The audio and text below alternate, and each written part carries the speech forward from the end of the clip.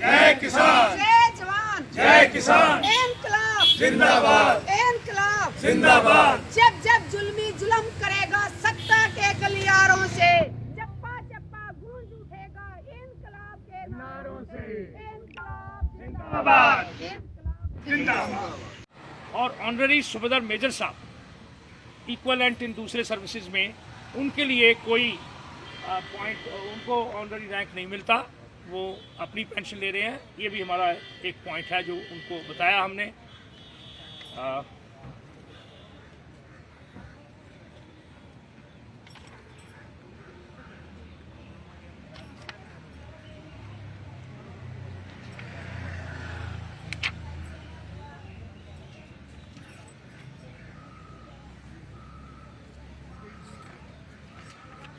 हमने SSCO के लिए ये भी बोला है, या तो प्रो रेटा पेंशन उनको दे दो।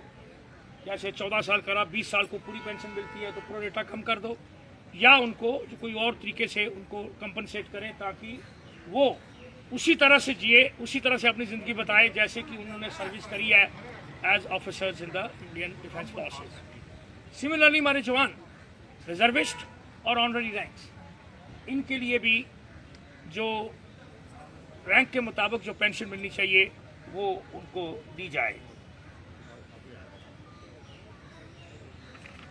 अगला मेजर पॉइंट जो हमने डिस्कशन किया वो था ECHS के ऊपर।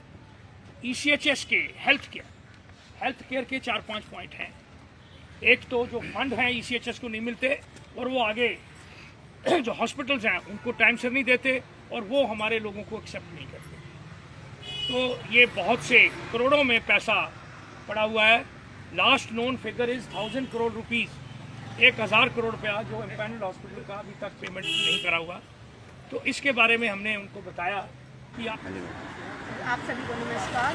आज मैं जंतर मंतर से हमारे वन रैंक वन पेंशन का जो आंदोलन 2015 से लगातार जारी था, लॉकडाउन की वजह से यहाँ पे पुलिस ने बैठने से मना कर दिया था, लेकिन जब भी हमारे दिन जैसे 2200 दिन पूरे हुए, उस दिन हम सब सैनिक यहाँ पे इकट्ठे हुए।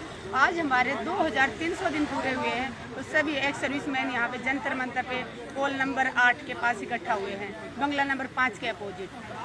सरकार से एक अपील करती हूँ कि 2015 से लेके आज तक अपने देश का मान सम्मान गौरव सड़कों पे बैठा हुआ है, और प्रधानमंत्री जी ने खुद वादा किया था 2013 में दिवाली की रैली में कि अगर हमारी सरकार के अंदर में आती है तो 100 दिन के अंदर वन रैंक वन पेंशन लागू किया जाएगा। प्रधानमंत्री जी 3 बार लाल किले से भी बोल चुके कि मैंने वन रैंक वन पेंशन दे दिया, जो कि सच नहीं है। वन रैंक वन पेंशन आज तक सैनिकों को नहीं मिला है। 2300 दिनों से लगातार यहाँ बैठे हुए हैं सड़कों पे। सुप्रीम कोर्ट में केस चल रहा है। 8 नवंबर 2021 को सुप्रीम कोर्ट में सुनवाई है।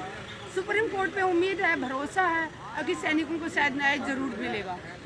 सरकार ने बहुत सारे अत्याचार किए हैं। सरकार किसी की हितैषी नहीं है, ना ये जवानों की है, ना ये किसानों की है, ना युवाओं की है। प्रधानमंत्री जी ने 2014 में वादा किया था कि पहली कलम से किसानों का कर्जा माफ करूंगा। किसानों का कर्जा माफ नहीं किया, किसानों की आमदनी दुगनी करने की बात की थी। आज 10 महीने से ज़्यादा हो गए किसान बॉर्डरों पे डटे हुए हैं। किसानों की आमदनी तो दुगनी नहीं की, उनकी लागत जरूर दुगनी कर दी। डीजल का भाव बढ़ा दिया, खाद का बढ़ा दिया, बीज का बढ़ा दिया, ट्रैक्टर की बुआई रोक, कितना लोगों को जीना मुश्किल हो रहा है। आत्महत्या कर रहे हैं किसान। जवान सड़कों पे बैठा हुआ है। देश का जो जिन्होंने 62, 65, 71 की लड़ाइयाँ लड़ी, वो देश का गौरव आज सड़कों पे बैठ के अपने हक की लड़ाई लड़ रहा है। रिजर्विस्ट भाई जिन्होंने तीनों लड़ाइयों में भाग लिया और उनको 9,810 रुपये पेंशन मिल रही है। देश के राष्ट्रपति से अपील करती हूँ कि जिन सैनिकों ने देश के लिए 3 लड़ाइयाँ लड़ी, उनको कम से कम 15,000 रुपये तो पेंशन दी जानी चाहिए। वो देश का गौरव है।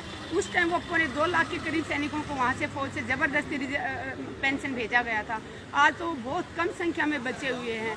तो मैं यही कहूँगी, देशवासियों जागो, आवाज़ उठाओ, डरो मत। अगर कोई तानाशाही सरकार अपनी मनमर्जी चला रहे तो उसके हक की आवाज़ उठाओ।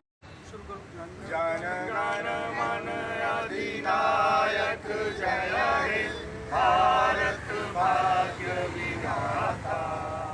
पंजाब सिंध गुजरात मराठा द्राविड़ उत्कल बंगा। विंध्य हिमाचल यमुना गंगा उच्छल जलधि तरंगा। अब शुभ नामे जागे शुभ आशीष मांगे, गाए तब जय गाथा।